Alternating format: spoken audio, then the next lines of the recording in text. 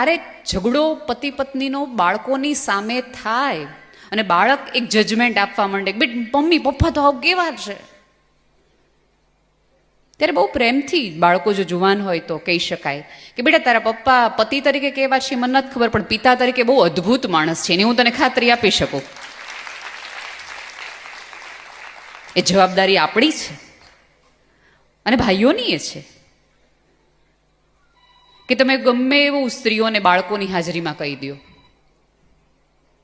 તાર મમ્મીને કોઈ ખબર જ નથી પડતી, તાર મમ્મી નામ છે. એટલે બાળકને એવું થઈ જાય છે કે સ્ત્રીઓનું અપમાન ગમે ત્યારે કરી શકાય, કારણ કે મારા પપ્પાએ મારા મમ્મીને કર્યું જ હતું.